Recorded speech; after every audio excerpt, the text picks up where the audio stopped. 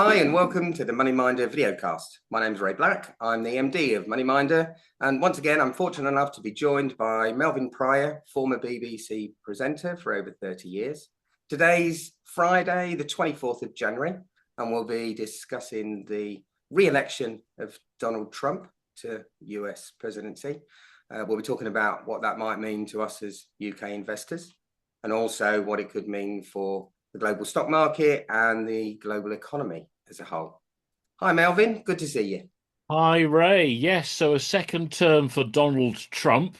I suppose the first thing I'd say, did we learn much from that first term? We learned that he's very unpredictable, Melvyn. Yes. And sometimes he says some things that don't go down particularly well with other people around the world and even some people in his own country. I think also what we've also learned is that from this second time round, what he learned from the first term is that he might want to be a little bit more selective about who he chooses to work with him, which was really noticeable in the inauguration speech, where some of the chairs that were behind him weren't actually filled with other US senators, but they were actually filled with some of the most wealthy billionaire company CEOs in the world, the likes of Elon Musk, Mark Zuckerberg, the big tech companies there as well. And that's been seen through his cabinet choices at the moment and who he's putting alongside him within the team. I think he's probably learned a lot from the last one. Interesting, because I mean, Trump is always into money. There's always money in the background somewhere. You mentioned Elon Musk. Were people, do you think, generally surprised to see how close a relationship they seem to have at the moment? Um, there was a comment from Donald Trump a few months ago when the campaign was fully live and when Elon was offering £1 million or $1 million a week for people to sign up and vote. When somebody asked him that question and about the relationship and why Elon Musk was so involved with what was going on in the background, and he said, I believe, and I just need to be careful that I don't misquote him, but I think it was something on the lines of the donation that Elon gave him was so large for the campaign that he couldn't afford not to involve him. Hmm. Really interesting, interesting. And that changed the dynamics, of course, of when you're looking at the people who are in power. Some would question whether they have that experience. I think Donald is surrounding himself with business people more than politicians, and that's his focus for sure.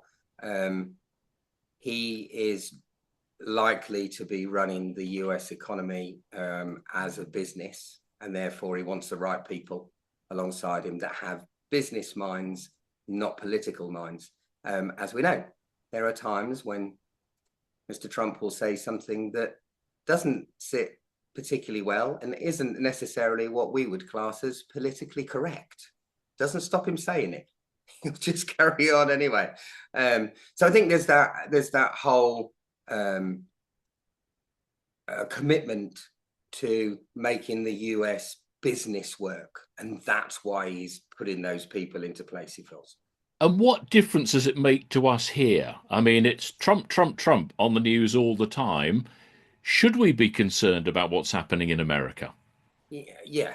And the reason we should is because America is such a large economy and it has so much influence on global markets and the global economy as a whole. It is, after all, and has been for officially since the Bretton Woods Agreement in 1944, the global reserve currency for just over 80 years now. Unofficially, they helped us a lot in the First World War, and therefore you could argue that America was taking control of global reserve currency as way back as 1913, something on those sort of lines. So yes, we do need to be mindful of what's going on out there. And there is an old saying that has been around for years, which is when America sneezes, the rest of the world catches a cold.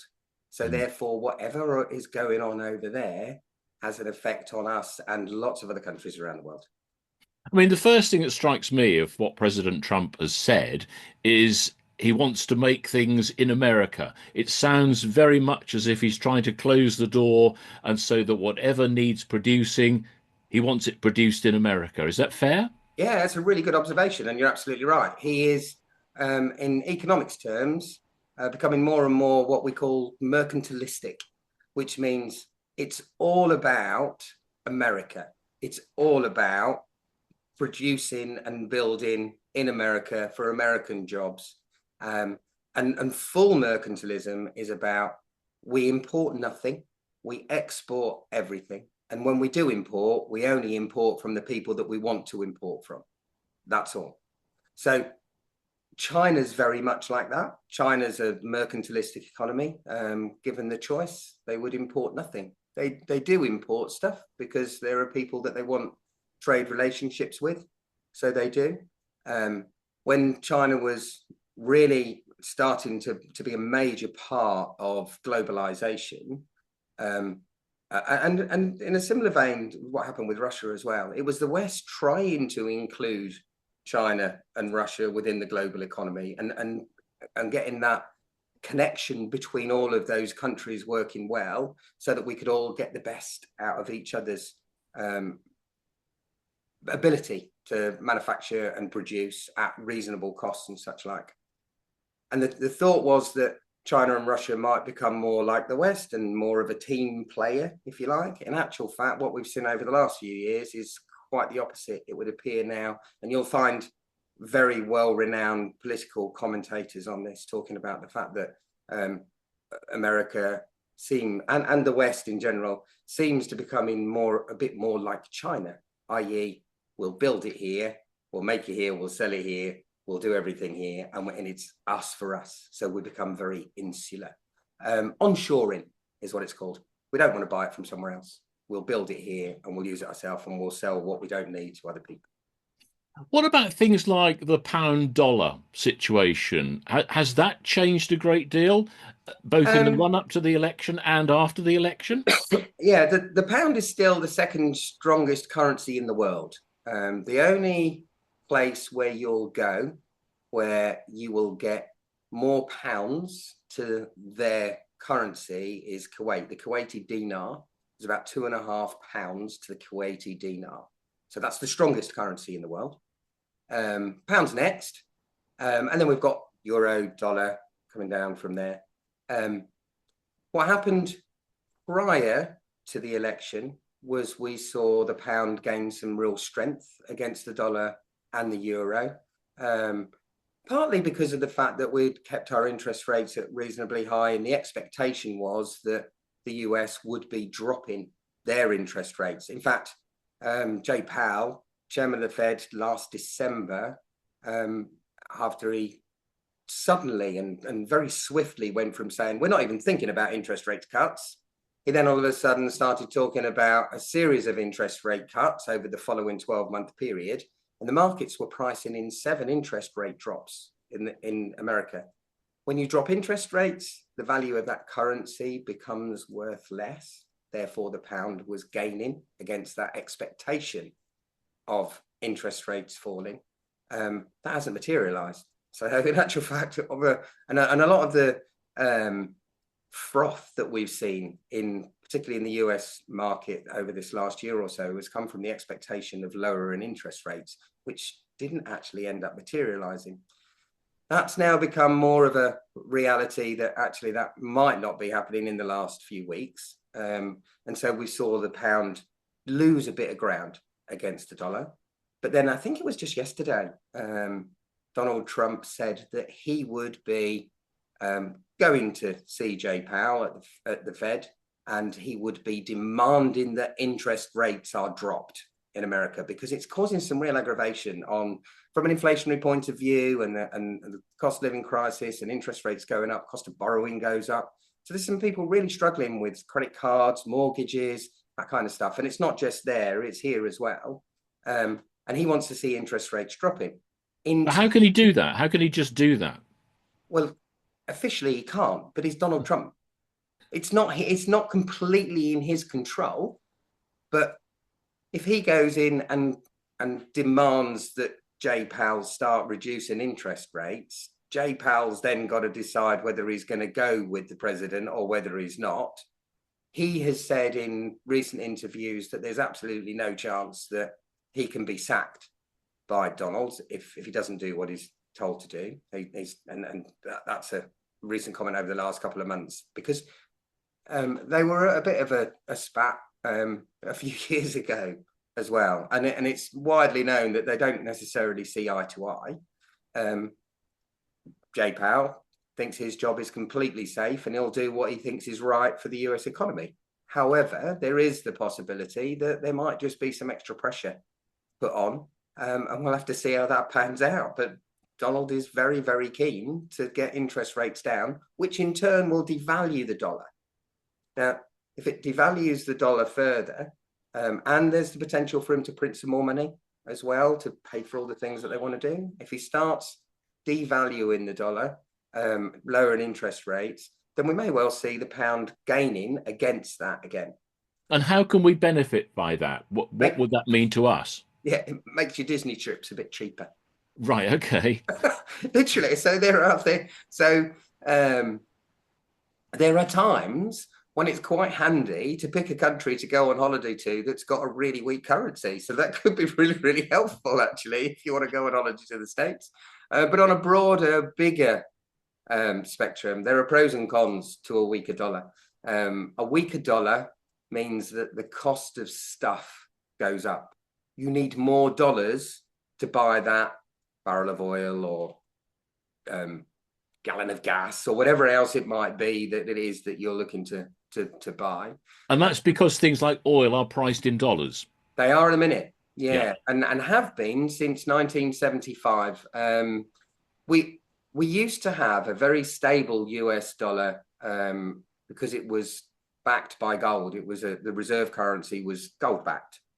And after the Vietnam conflict, America was a little bit worse for wear. They spent a lot of money on that Vietnam conflict and didn't do quite so well. So their debts had increased significantly. The French and the British got wind of the fact that maybe America wasn't looking quite as solvent as it was previously, and sent ships across to take all the paper dollars, which in those days you could convert for actual bullion.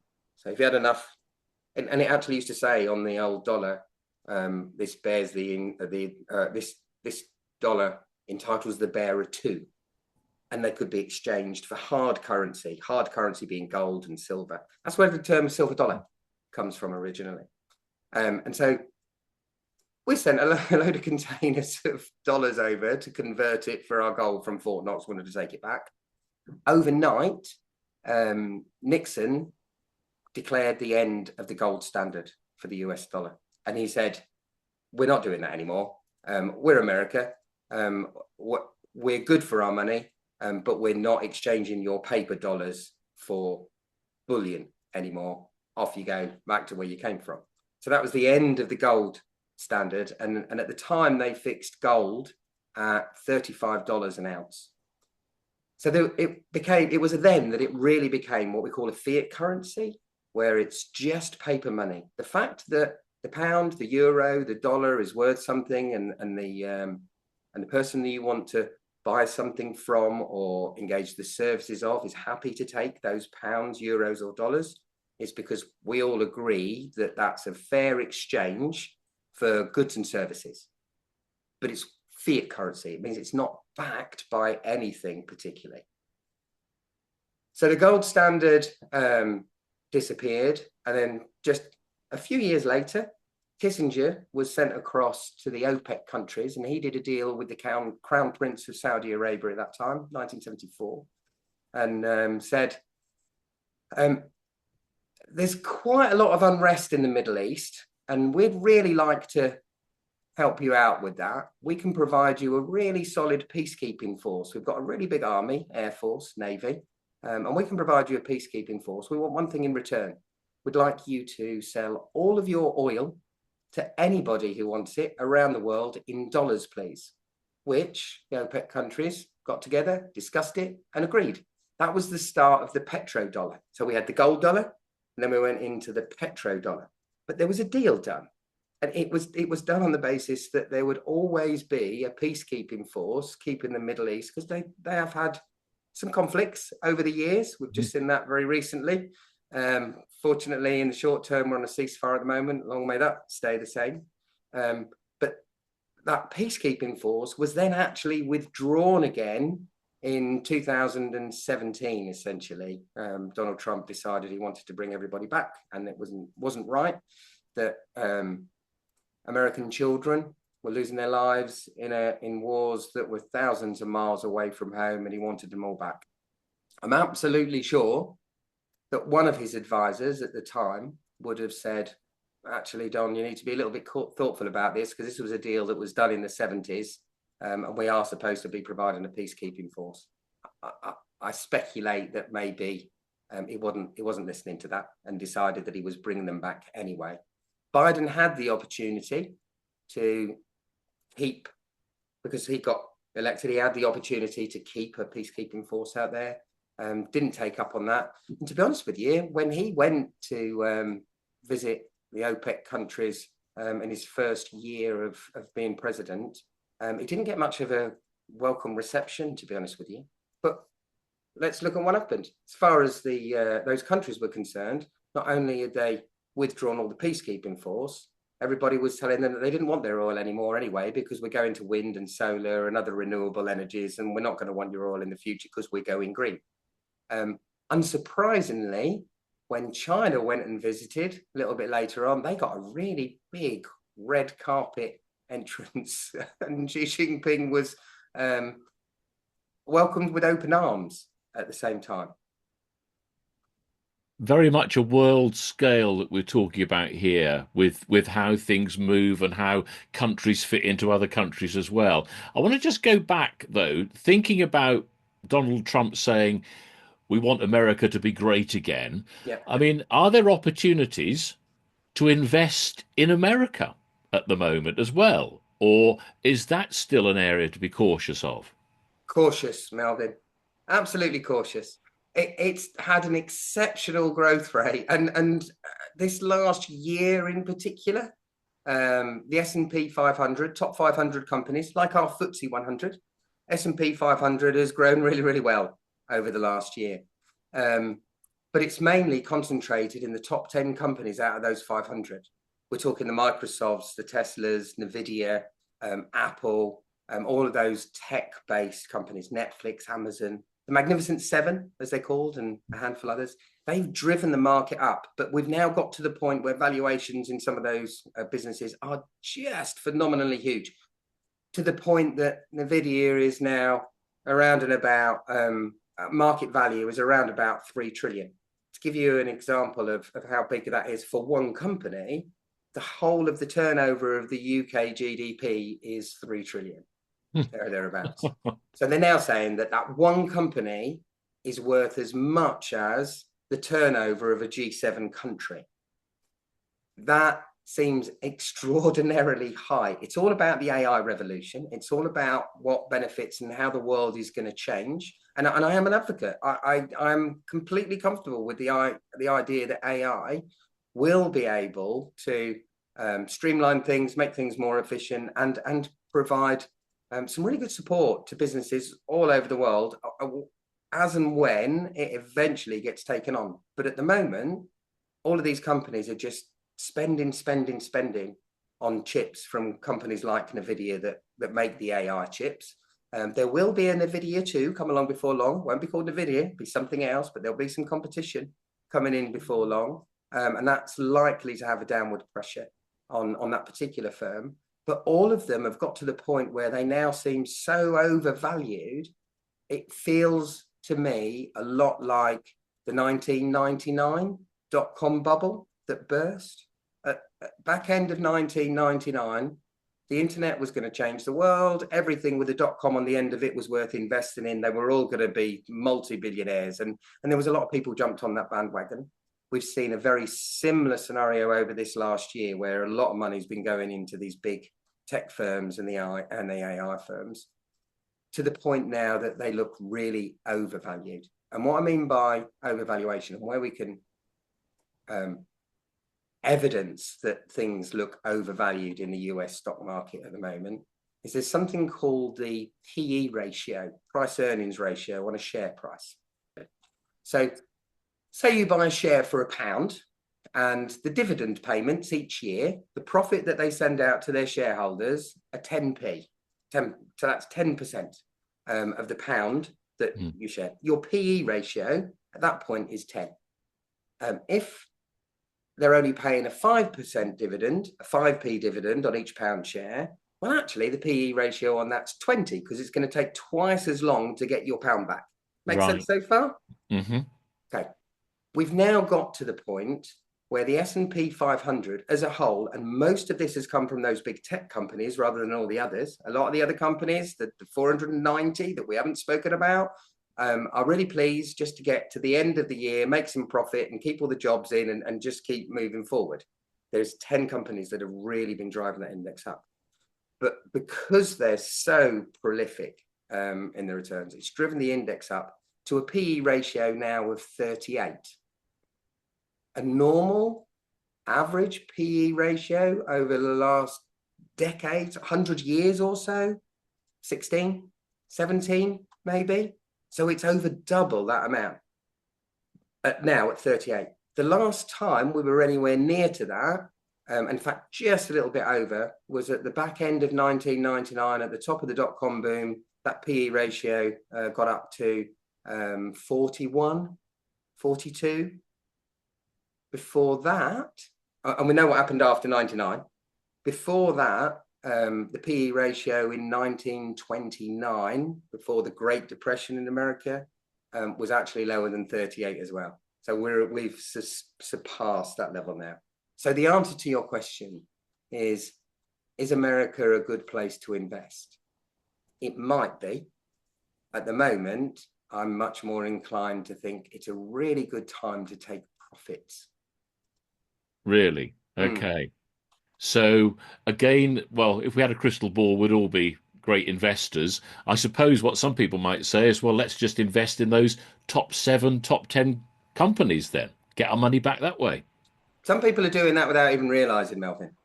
So there's a whole lot of, as we've now got used to over many years, there's a whole lot of pension funds that have been set up that automatically go into people's pension funds month in, month out, every time they get paid, auto enrollment. So there's money going in from your boss, there's money going in from you, and you don't necessarily have any say about where that money's going to. It's going into one of their default funds. And there's an absolutely really high chance that because they're really cheap to run, they're what they call trackers or index funds that the money's going into. And they invest in funds based on market value. So for every £100 that's going into, for example, the US stock market at the minute, there's easily 30 to 40 pounds or $30 to $40 of that going into that top 7 companies anyway, irrespective of whether they look good value. It's not about value. It's a computer program. It's the mindless robot of passive investment, just pumping money into the same companies all the time. And they're having a great time because that's new money coming in all the time that they can spend on AI chips, and it's driving the share price up further and further and further. And that will potentially continue for some time yet, where the money is just being pumped. But it only takes 1 or 2 of those companies to say, profits are down. Example, Apple aren't doing quite so well in China as they were previously. And the most recent incarnation of the Apple iPhone was about introducing a titanium case. Now, if you're not increasing functionality or the processor within there and the ability of what it can actually do, and the only thing that you've got left to try and force people to buy a new iPhone this year is because it's going to come with a titanium case, it's not unreasonable to some of those people that have for years, every year, gone and bought a new iPhone because it's the new one out and they want the new one out because it's so much better than the last one. A titanium case might not swing it. Yeah, it's now got a new box. Absolutely, yeah. Why not? And I mean, the latest incarnation is AI ready. I have an AI app on my iPhone 13. That's a few years old now. It works, and I've got the whole world in my pocket. It doesn't need to do anything else at all for me. Do I need to convert to a 16? No, I don't need to convert to a 16. It's those kind of realizations at some point in the future that will drag some of those big firms potentially down again and have a correction. When it happened in 99, 2000, a good example of the real blossom in flower within the tech trade at the time was a company called Cisco Systems. And Cisco Systems, they were going to be the supplier of modems and communication and the internet, and they had a browser and whole shooting match that was just going really, really well. Their share price got up to about $84 or so, $85 towards the end of 99, first week in 2000, that kind of thing. Within a very, very short space of time, that share price dropped by about 80-odd%. It's never got back to there. We've just had, this is 25 years ago, we've just had a really nice, interesting rally up in Cisco Systems, again, because of all the AI revolution and everything that's going to change. And it's back up to about $60 at the moment. That's still only 2/3 of what it was 25 years ago. That's been a long time just bouncing along the bottom, and it's only just taken that recent shine up. Let's talk a bit about tariffs Yeah. because that seems to be sort of bubbling around at the moment. And my initial thought would be how it affects us, Canada, Mexico, but other areas around the world as well. What's Donald Trump said about tariffs? Well, one of his big campaign trail messages was, if it isn't built in America and they don't support the dollar, we're going to slap tariffs on them. And his quote, not me saying it, I watched him say this on one of his campaign rallies: 100%, 200%, I don't care. If you're not going to support us and you're not going to support America and the dollar, we're just going to tax you. We are just going to put huge tariffs on. Now, he is known to use those kind of examples as negotiating starting points. So it's we're going to go in really, really high, and then maybe it might not be quite as high as what he was initially saying that it would be. So he does that for impact, to get reaction. And also he does it because, I think, just a personal opinion, I think he also does it because he is literally laying down the line to those countries that he wants to send a very strong message to. And it's almost a threat tactic. This is what we're going to do. You don't work with us. This is what we're going to do. And it rallies them into thinking, oh, we might need to do something. And then it starts off as a negotiation point and then potentially might come down. The latest, well, let's have a think about what it means to people first. Let's say he puts tariffs on of whatever amount, 25, 50, 100%, whatever amount on goods that are imported to America from Europe, Asia, possibly ourselves. Anything that's coming in, he wants to put a tax on. His inauguration speech, he said he is looking to reduce income tax levels and instead replace them with tariffs on imported goods. And it will make the American economy the strongest and the best that it's ever been. The best ever, I think, is two of the words that he often puts together. And his view is that by charging those taxes, he doesn't have to then levy so much income tax and corporation tax on the individuals and the businesses, and he'll get all his money for running the country and what needs to be going into the government budget from all these tariffs. But what actually happens if he puts a tariff on a widget that isn't made in America? They can't make it in America. They haven't got the facility or the skill set to make that widget in America. So you have to import it. It just isn't made. Cars is actually quite a good example at the moment of where the Rust Belt, which he'd really like to see built back up again, the Rust Belt has been struggling for many years now. That's where all the cars were manufactured and the steel industries and all that kind of thing. And that's been really struggling over the last few years because of European and Asian imports, all of the cars, the Japanese cars, the Chinese cars, the Korean cars, that kind of thing. If he says for whatever this widget is that you can't build or make in America, we're going to put a 50% tax on that. The country of origin is looking at their widget and saying, oh, well, this widget costs us, in American terms, $10 to produce. And we normally sell it at 15. However, we've now been told that we've got to charge a 50% tax, or we're going to get charged a 50% tax on top of that. That means we've got to put that price up from not 15, but actually to $22.50, over doubled, because of the fact that they still want to make some profit along the line. They might squeeze that down a little bit. They might say, well, we can't go from $15 to $20 for this widget, or $22. We maybe make 18 or maybe make 20. But who's ending up paying the actual extra money for that widget? It's not the country. They've just passed that on to the end consumer. It's us. We'll end up paying the extra bit. What we could buy for $15 has now gone up to $18, $20 because of tariffs. That's inflationary. And it's a different way of him raising money, but actually it's the end consumer that will still end up paying in that basis. It's interesting because one of the other big things that came up, we mentioned Elon Musk earlier on, and we were talking about the cars there.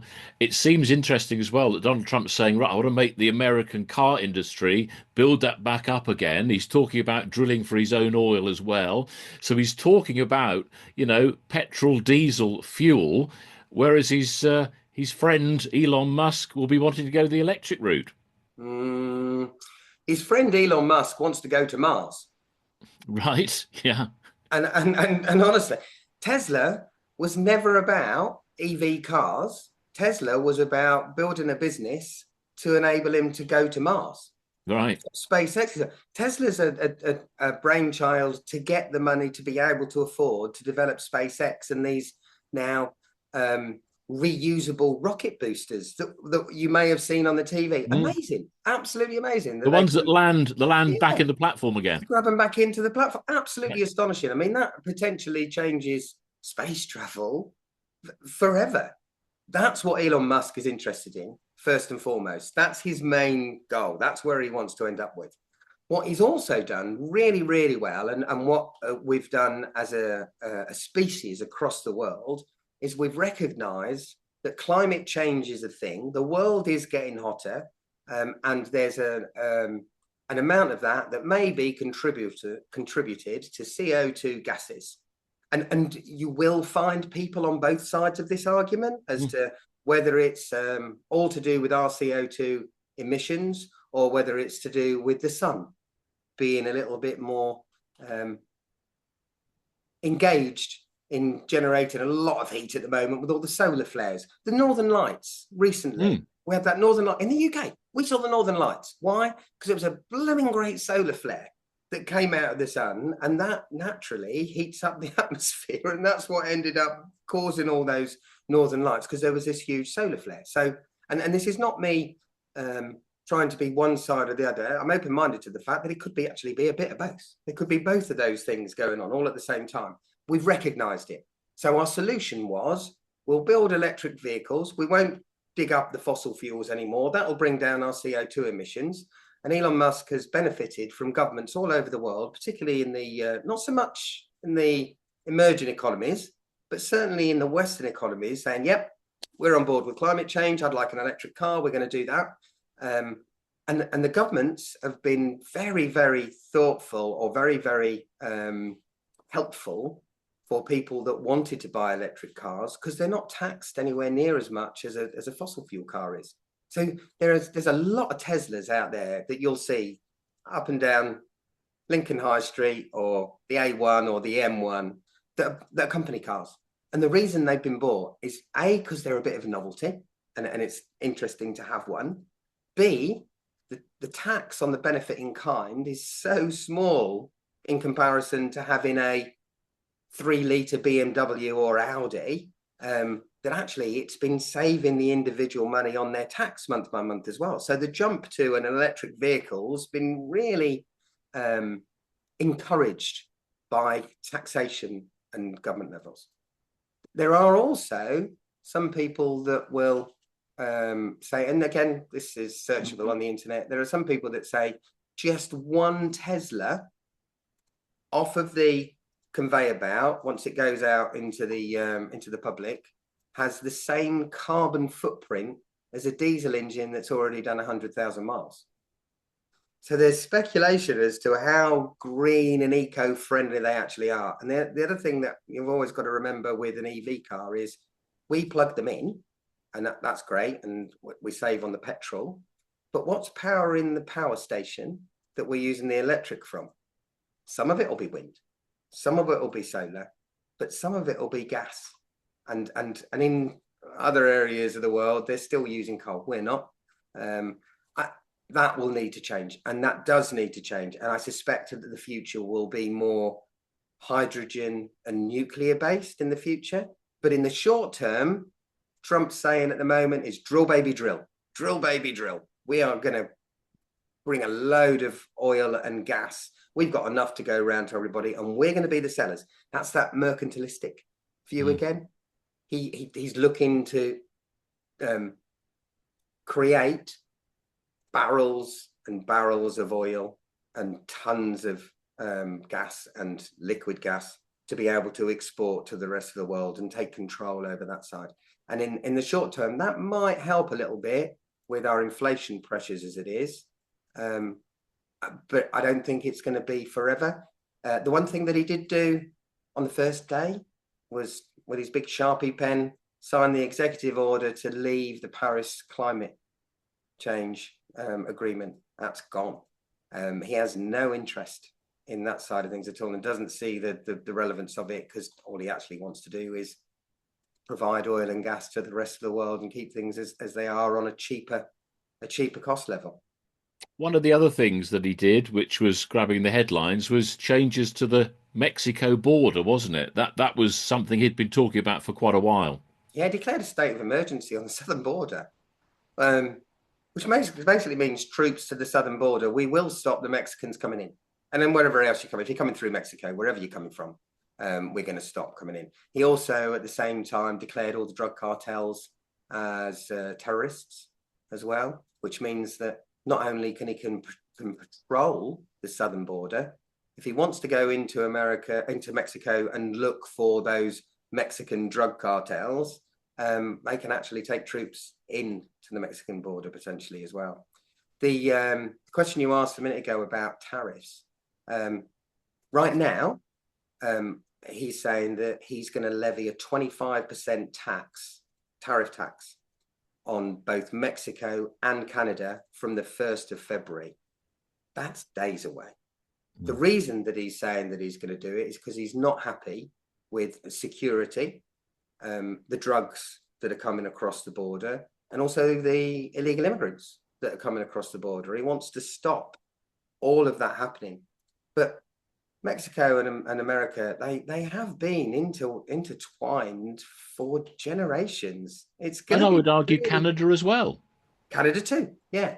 And Canada are much more of a resources country. And actually, the resources that they've got available, they've got a new president now. And then there's every possibility that we might see Canada drilling a little bit more and opening up some options to sell some of their natural gas around the world as well. But tariffs will just increase the cost. So again, it's that counterproductive side of a decision that you make. We're going to tax you 25%. So what's Mexico and Canada going to do on the exports? They're going to put at least 25% on the cost to be able to pay the tax that they need to pay on the way through. Who's going to end up paying it? The consumer. There's worries at the moment with Mexico in particular that tariff could, in actual fact, put certainly Mexico and possibly Canada into recession. And it's arguable that there's a lot of countries around the world at the minute that are just teetering on the edge of recession and have been for a long time, 18 months now, that we've just been kind of hamster on a wheel, just trying to get some growth. We had that last conversation a while ago about the UK budget and how it was a growth orientated UK budget. Well, as soon as it was out, the OBSR came out and said, well, maybe it's not quite so hot on the growth because of all the extra expenses that are being put on. And if you keep levying expenses on both the businesses, national insurance, and the consumer, price of goods, it's not unreasonable to think that there's a breaking point. They can only afford to pay so much. And at some point in the future, they stop buying things. And it's when the public stop buying things that we really start to see downturns in markets and problems for a while. Because if they're not spending, the businesses haven't got the income coming in, they're not then generating the tax revenue to pay big government. And it's all part of a huge circle that just goes around. And again, it's just not unusual. These things happen all the time. The dot-com boom went bust. The credit crunch, 2008 through to 2009. Brexit was a bit of a wobble for us, not so bad for other countries, but it was a bit of a wobble for us. COVID, in particular, as well. That's normal part of investing, and you can from time to time see 15-20% drops more. Some of the dot-com boom and the credit crunch was more like 30s and 40% drops in market values, and asset prices come down. It's a correction. Remember what I said a minute ago? We've got PE ratios really, really high. Those shares look overvalued, and the economy at the moment is struggling. The economy and stock markets are two different things. Certainly at the moment, they should reflect each other, but they're not doing so right now. At the moment, we've got credit card defaults, car loan defaults, and mortgage defaults, the highest they've been since the credit crunch. We've got corporate defaults at similar levels. Corporate bankruptcies are up, and not just here. We've recently heard, we had Wilco a while back. There's also been Ted Baker, the Body Shop, TM Lewin, the shirt people. We've recently had Homebase go. They're all doing all their clearances. A couple of bargains in there. They haven't got an end date at the moment, it seems. But there are some bargains in Homebase for anybody that's looking for it. And Typhoo Tea has been bought by a vape company, which surprised me no end. The genuine British institution, Typhoo Tea, has gone. And they've been bought by this new company. There's a lot going on in the background that we don't actually realise because it's not mainstream news at the moment. It's not out there in the public eye as it is. We spend a lot of time watching the news and looking at terrible images of Israel and the Gaza Strip and the Hamas situation and Russia and Ukraine. Then last night there was a huge explosion in Russia again. They've just taken out some oil refineries. There's a lot of conflict going on, and there's a lot of this insular stuff going on, and it's all about I'm going to look after number one, and more countries are becoming I'm going to look after number one. In time, that can't help but get through into the public domain, and that's I think where this next few months is going to be really key to see exactly what happens with Trump's tariffs, the deportations, what he's doing with all those executive orders and the Mexican border. He is absolutely gunning for a change. And don't get me wrong, I'm not completely adverse to all of them. There are some that are definitely concerning on a humanitarian basis. But from a purely business point of view, some of these ideas aren't that terrible. But it's reasonable to suspect that to implement them, we're going to see a downturn before we then see the green grass roots of spring coming up again afterwards. Normal though, Melvyn. Yeah. We have corrections. Good time to maybe invest at that point. Right now might be a really good time to take some profits, but ready for whatever happens next. And that is yet to remain to be seen because Mr. Trump is so unpredictable. We're told that we still have this very special relationship with America. I mean, if we're looking at tariffs and those sorts of things, should we be also focusing on the European market, the EU market as well? First off, I actually don't know what this special relationship is. I'm told about it all the time. If anybody out there's got an idea of what the special relationship is, I'd love to know. I mean, okay, we speak the same language, we listen to the same music. Taylor Swift's a great export. There's lots of people around the UK that And the Beatles were. and well, yeah, we did it the other way, didn't we? So yeah, maybe that's the special relationship. But I've never actually been able to determine what the special relationship really is. But I think what we've also got to take into account is that Trump is about Trump. Trump is about whatever looks good for Trump. And if he thinks something looks good for Trump and good for the US economy at the same time as a bonus, well, I think we can potentially see that there's some changes to come in the future.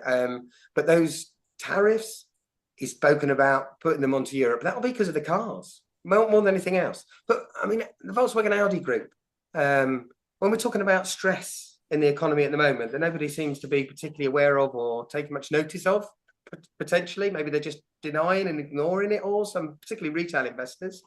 The Volkswagen Audi group have announced that they're laying off tens of thousands of workers because they just cannot make Volkswagen and Audis and Seats and all the other cars that are in that group profitably at the moment. And there's German workers that have worked at those factories for decades that have been on strike in recent months.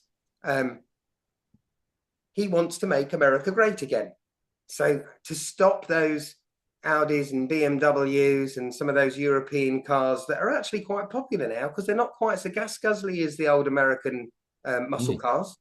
So to actually put an extra tax on getting those in, it's not very good for Europe at all. But it might be good for him to be able to build this rust belt up a little bit further because he makes those imports too expensive for the public to buy.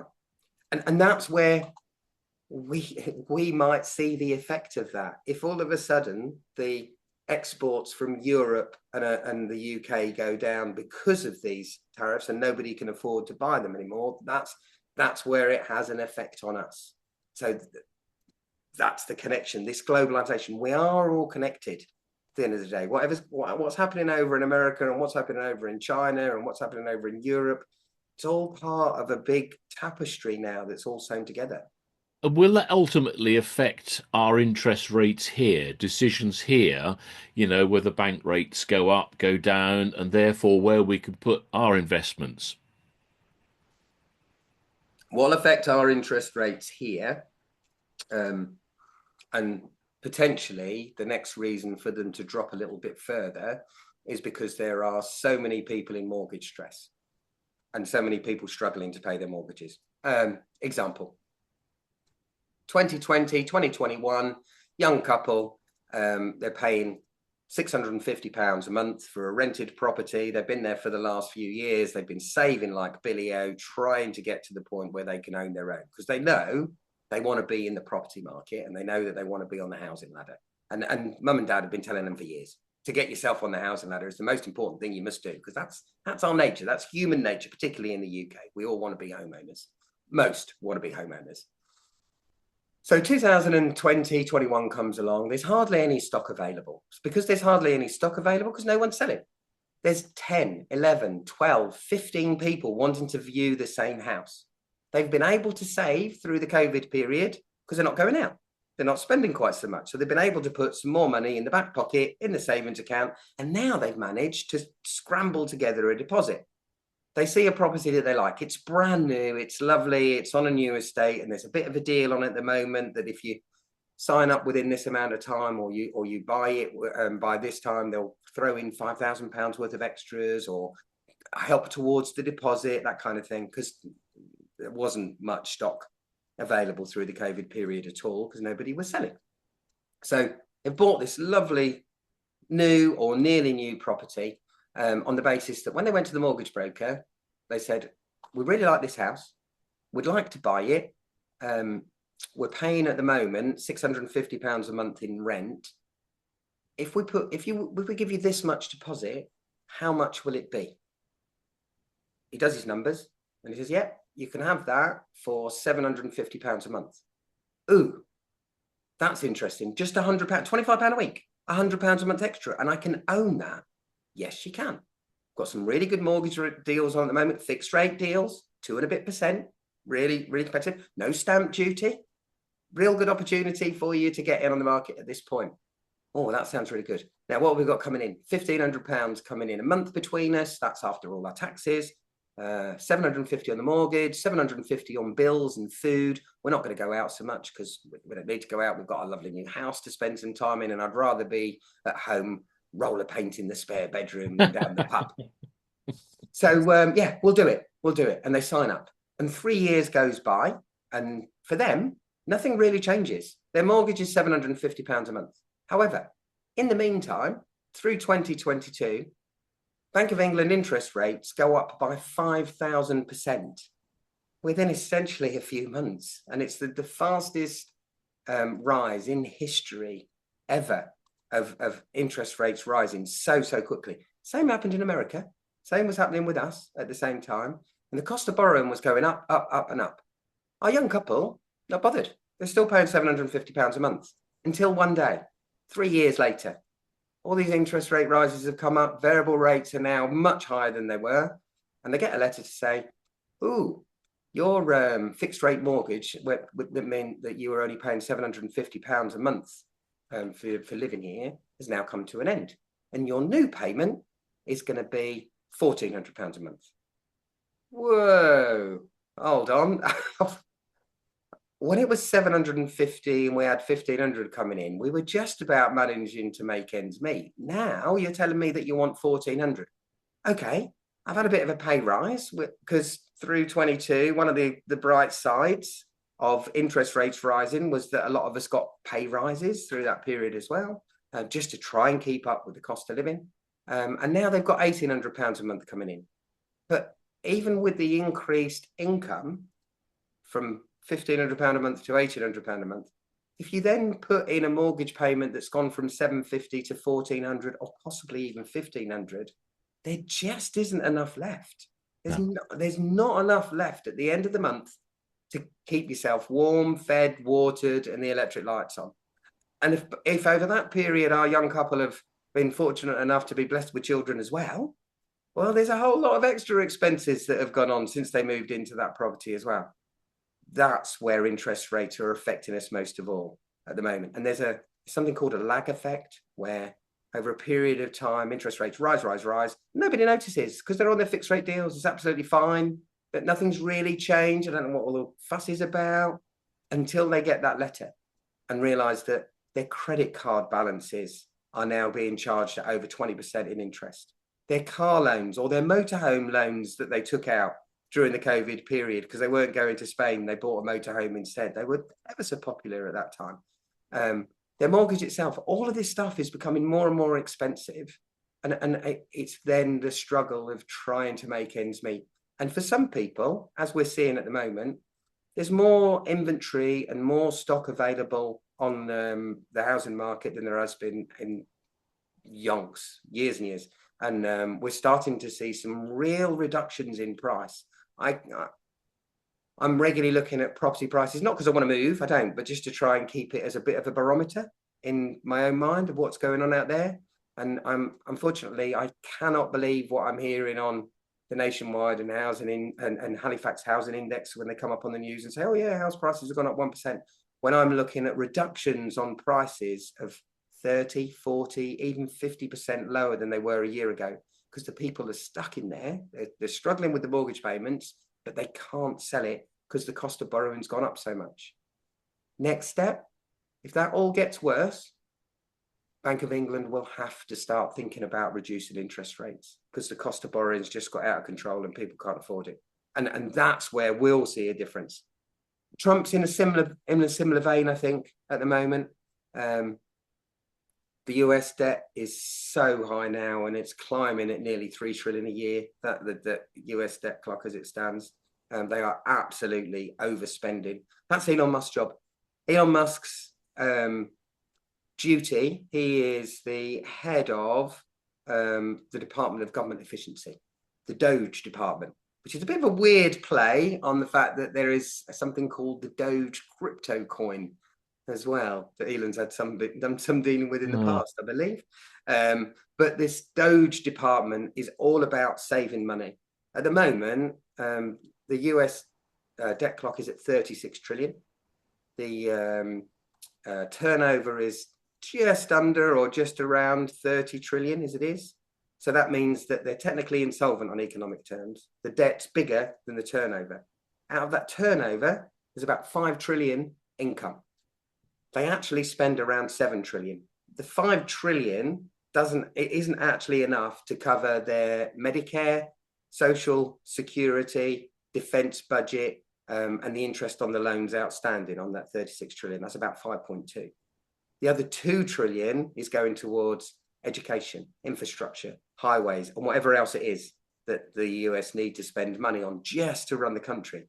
Elon's job is to reduce that deficit. His job is to get rid of waste and get rid of departments that Donald doesn't think are needed anymore. And wherever they come up with ways to save on their outgoings, that's what Elon's job is. And I suspect before long, Elon's nickname could potentially become Elon the Axe. How long he's going to do that job for, I don't know. But if he does a really, really good job and gets the deficit down, that's a good thing. That is a good thing. But there's going to be some pain on that way around. If he's got to save 2 trillion, that's probably more than all the federal workers' wages put together. How many people is he going to let go? Because layoffs are the first places. You get rid of departments. We don't need you. You'll go. We'll get rid of you. We'll get rid. Where are those people going to work next? So I think there are some genuine challenges ahead that if I was Donald Trump, I would be potentially saying to people, you voted me in. I'm going to sort it. I've got the solution for you. But there's going to be some pain on the way through before we get to the other side. I'm not sure that that's his character, though. I think he would be much more inclined to be more gung-ho and I will sort it. And this is how we do it, but not necessarily explain to people there might be a bit of pain on the way through to get to it. this is just the start of his second term. It's a topic we'll no doubt touch on every time that we do our special features, our special podcasts. We will. And I mean, there is so much more ground to cover from what we've discussed today, but conscious of time and realizing that this is probably enough for most people that are going to listen to this podcast. It is probably a good place to end. I do want to end on a positive, though, mind you, as well, because I've been waiting for a positive. Yeah, I know, and it's difficult to find them at the moment with quite where we are. However, the positive of all of this is corrections come, they happen. Markets go down from time to time. And as an investor, you've got to take the fact that they do come down. But when's the best time to invest? When shares are cheap, when they're on sale.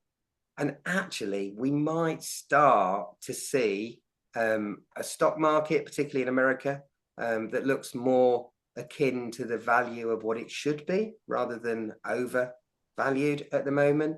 And these corrections that could or may not come over the next few months could actually be a really good entry point, particularly for those people that have got cash that are thinking, oh, okay, interest rates are going to come down in a recession. Interest rates are going to come down when the cost of borrowing causes all these problems, because that's the norm of what central banks do globally. Oh, there's a problem. Let's reduce interest rates and print some money. Reducing interest rates brings the borrowing costs back down. Printing money devalues the currency. Those two things side by side push asset prices up. So we might get a dip, and it could be significant. It could be noticeable. But then on the other side of that, what we've always seen over decades is that things start to pick back up again. And if you're going to be investing, to get them on sale in the January sales potentially is a really good thing. So there might be some really good outcomes of this.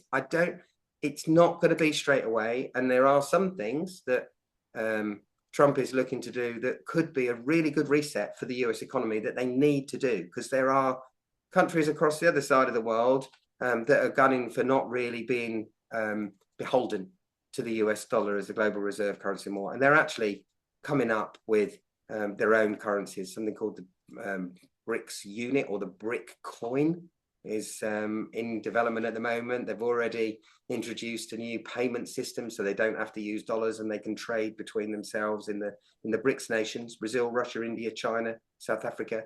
Who have had recently joined them: Saudi Arabia, United Arab Emirates, Ethiopia, Egypt, all big exporting countries. There's a new one just joined this January as well. There's a lot going on with that East-West divide at the moment. That means there might be a global change happening over this next few years. It won't happen overnight, but every empire that's ever been always comes close towards its end, generally speaking, after a 80 to 100 year period of time. To give you an example of that, prior to the US dollar being the global reserve currency, it was us. It was the British pound. Prior to that, that was the British Empire. Prior to that, it was the Dutch guilder.